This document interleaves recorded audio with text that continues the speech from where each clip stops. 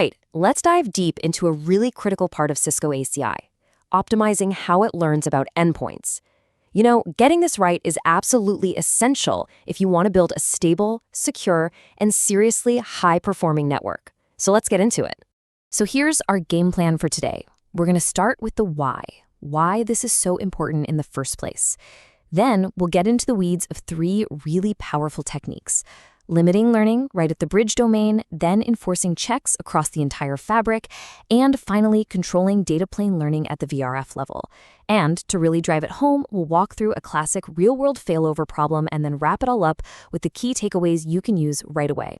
So why do we even care so much about this? Well, in the ACI universe, that endpoint table, it's everything. It is the absolute source of truth for every single forwarding decision. Seriously, think of it as the fabric's own internal GPS. Now, what happens if that GPS gets bad data? Maybe from a server that's misconfigured, or worse, a malicious actor on your network. You're going to see all sorts of problems, from performance hits and traffic just getting black-holed to some pretty major security holes.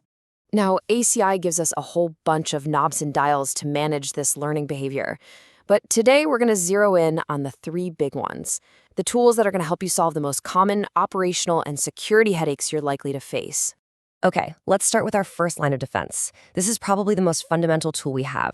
It operates at the bridge domain level, ACI's container for a layer 2 network, which really makes it the perfect place to start for just some basic network hygiene.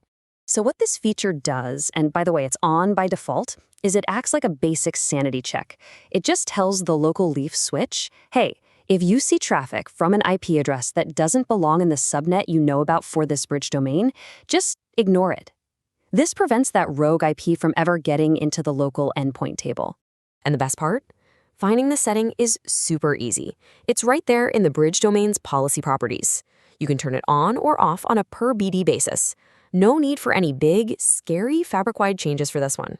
Okay, check this out.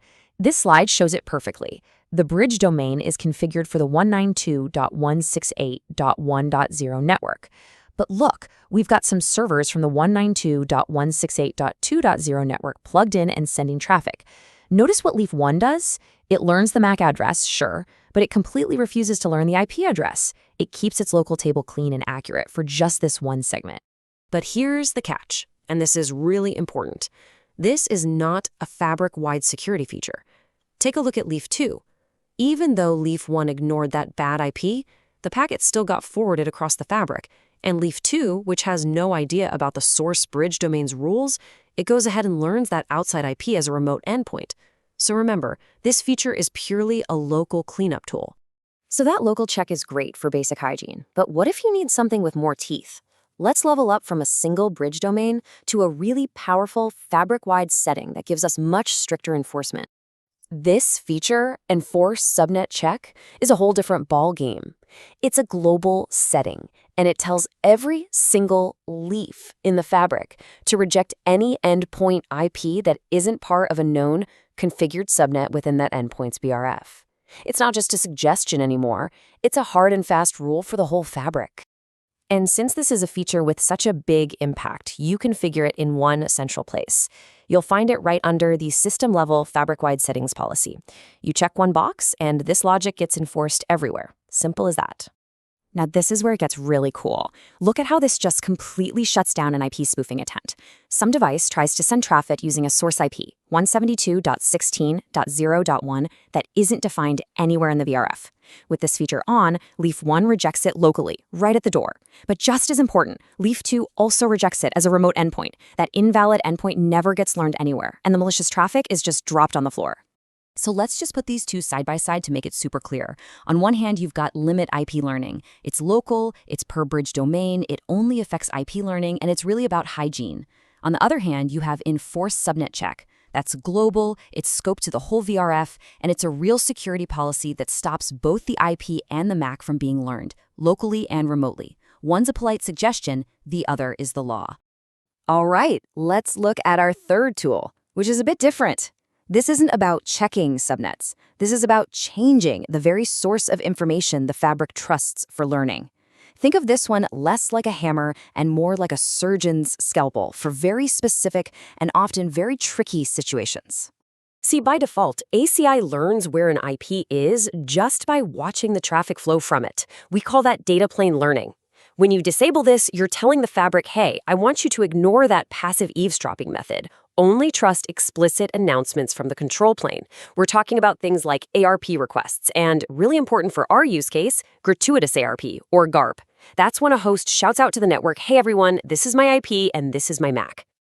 And what's great is that this gives you incredible control. It's configured on a per VRF basis, so you can apply this logic with surgical precision just to the VRFs that have your stateful services, things like firewalls, load balancers, or those tricky active/standby server clusters that use virtual IPs.